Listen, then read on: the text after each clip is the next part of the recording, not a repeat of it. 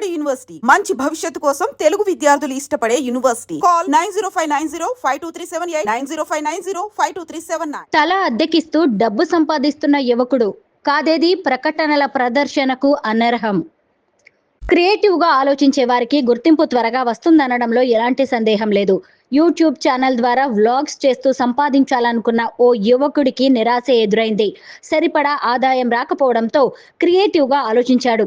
తనకు వచ్చిన ఆలోచనను తక్షణమే అమలు చేశాడు. ఇంకేముంది, ఇట్టే వైరల్ అయిపోయాడు. గుర్తింపుతో పాటు ఆదాయం కూడా దక్కింది. ఇంతకీ ఆ యువకుడు ఏం చేశాడు అనుకుంటున్నారా? అయితే ఈ స్టోరీ మీకోసమే. ఇంటి గోడల మీద, లిఫ్ట్లలోనూ, కార్ల మీద ప్రకటనలు ప్రదర్శించి ఆదాయం పొందే వాళ్ళని చూస్తుంటాం. బిల్ బోర్డ్స్ పెట్టడానికి స్థలం ఇచ్చి డబ్బు సంపాదించే వాళ్ళు చాలా మందే ఉంటారు. అయితే కేరళలోనే అలపుళ జిల్లా కరూర్కి చెందిన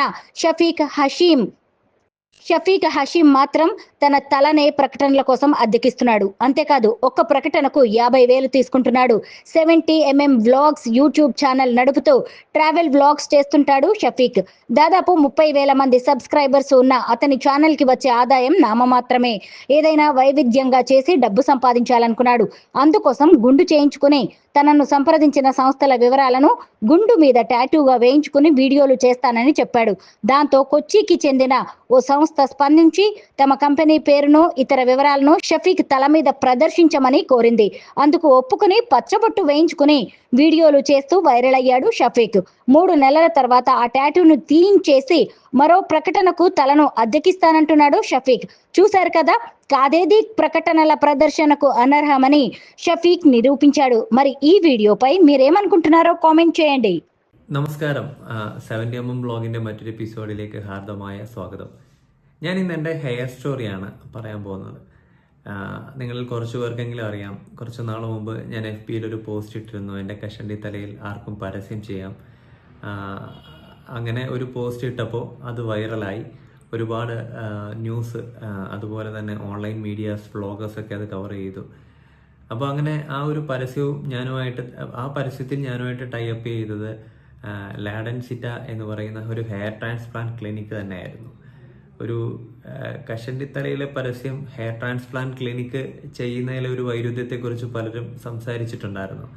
പക്ഷേ അതിനകത്ത് എൻ്റെ ഒരു എക്സ്പ്ലനേഷൻ എന്ന് പറയുന്നത്, എൻ്റെ കഷണ്ടിത്തലയിലേക്ക് നോക്കുമ്പോൾ ഒരേ ഫ്രെയിമിൽ തന്നെ പ്രശ്നവും പരിഹാരവും ഉണ്ട് എന്നുള്ളതായിരുന്നു. ഏതായാലും ആ ഒരു ക്യാമ്പയിൻ വളരെ വിജയകരമായി പോയി. ആദ്യം ഹെയർ ട്രാൻസ്പ്ലാന്റ് ചെയ്യാൻ തീരുമാനിച്ചിട്ട് പല ക്ലിനിക്കുകളിലും സമീപിച്ചപ്പോൾ എൻ്റെ ഇപ്പോഴത്തെ ഈ ഒരു അവസ്ഥ കണ്ടില്ലേ, ഇത് 7th ഗ്രേഡ് കഷണ്ടിയാണ് ഏകദേശം. അപ്പം ഇതിൽ ചെയ്യാൻ പറ്റില്ല എന്നുള്ള ഒരു കാര്യം തന്നെയാണ് പല ക്ലിനിക്കുകളും പറഞ്ഞിരുന്നത്.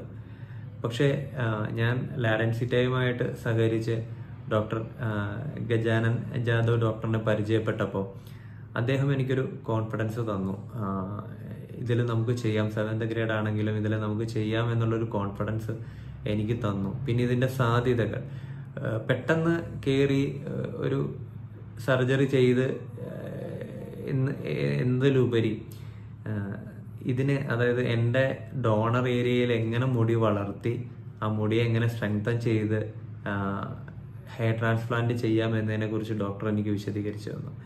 അപ്പോൾ തീർച്ചയായിട്ടും എനിക്കൊരു ട്രസ്റ്റ് ഡോക്ടറിനോട് തോന്നി. കാരണം വേണമെങ്കിൽ അവർക്ക് പെട്ടെന്ന് തന്നെ നമുക്ക് സർജറി ഫിക്സ് ചെയ്ത് ഉള്ള മുടി വെച്ചിട്ട് ഒരു സർജറി കാട്ടിക്കൂട്ടി വിടാമായിരുന്നു. പക്ഷെ അങ്ങനെ ചെയ്യാതെ ഇതിൻ്റെ സാധ്യത എനിക്ക് വ്യക്തമാക്കി തന്നു. അപ്പോൾ ഞാൻ ഈ കഴിഞ്ഞ 1 മാസമായിട്ട് കുറച്ച് മരുന്നുകൾ എടുക്കുന്നുണ്ട്. അപ്പോൾ ആ മരുന്നുകൾ എന്തൊക്കെയാണെന്ന് ഞാൻ നിങ്ങളോട് പറയാം.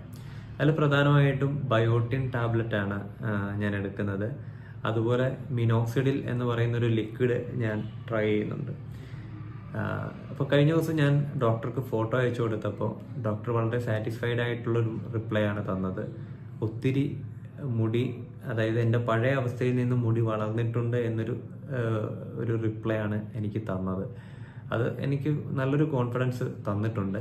അപ്പോൾ ഇനിയും ഒരു 2 മാസം കൂടെ കഴിച്ചു കഴിയുമ്പോൾ അത്യാവശ്യം മുടി വളരും എന്ന് തന്നെയാണ് എൻ്റെ പ്രതീക്ഷ. പിന്നെ എൻ്റെ ഈ ഭാഗങ്ങളിലൊക്കെ, ഇതിപ്പോൾ വീഡിയോയിൽ കാണാൻ പറ്റുമോ എന്നറിയത്തില്ല, മുടി ചെറുതായിട്ട് പൊടിച്ചു വരുന്നുണ്ട്. ഞാൻ മിനോക്സിഡിൽ രാത്രി യൂസ് ചെയ്യുന്നുണ്ട്, നന്നായിട്ട് തലയിൽ തേച്ച് മസാജ് പോലെ ചെയ്യുന്നുണ്ട്. പിന്നെ ബയോട്ടിൻ ടാബ്ലറ്റ്സും എടുക്കുന്നുണ്ട്. അപ്പം ഞാൻ ഈ വീഡിയോയിലൂടെ പറയാൻ ഉദ്ദേശിക്കുന്നത്, ഇപ്പം എൻ്റെ പോലത്തെ കഷണ്ടി ആണെങ്കിൽ കൂടി 7th ഗ്രേഡ് എന്നാണ് ഈ ഒരു സ്റ്റേജിന് പറയുന്നത്. നിങ്ങൾക്ക് ഡോണർ ഏരിയ വളർത്തിയെടുത്ത് ട്രാൻസ്പ്ലാന്റ് ചെയ്യാനായിട്ട് നിങ്ങൾക്ക് കഴിയും. ലാഡൻസിറ്റ ഞാനിതൊരു പ്രൊമോഷൻ വീഡിയോ പോലെ ഒന്നും ചെയ്യുന്നതല്ല, കാരണം എൻ്റെ ഒരു എക്സ്പീരിയൻസ് എനിക്ക് ഷെയർ ചെയ്യണമെന്നുണ്ടായിരുന്നു. നിങ്ങൾ ഏതെങ്കിലും ക്ലിനിക്കുകളിൽ പോയിട്ട് നിരാശരായിട്ടിരിക്കുന്നവരാണെങ്കിൽ ലാഡൻസിറ്റയിൽ നിങ്ങൾക്ക് ട്രൈ ചെയ്യാവുന്നതാണ്. അവരെന്തായാലും നിങ്ങളുടെ അവസ്ഥയെക്കുറിച്ച് പറഞ്ഞുതരും. ഞാൻ എൻ്റെ ബാക്ക് പോർഷനൊക്കെ നിങ്ങളെ കാണിക്കാം. ഇപ്പം എനിക്കുണ്ടായിട്ടുള്ള ഒരു ചേഞ്ചാണ് ഞാൻ ഈ വീഡിയോയിലോട്ട് പറയുന്നത്. ഇനിയുള്ള ഫർദർ കാര്യങ്ങളൊക്കെ ഞാൻ വീഡിയോയിലൂടെ അപ്ലോഡ് ചെയ്യുന്നതായിരിക്കും. എപ്പോഴാണ് ഡോക്ടർ സർജറി എന്നൊന്നും എന്നോട് പറഞ്ഞിട്ടില്ല.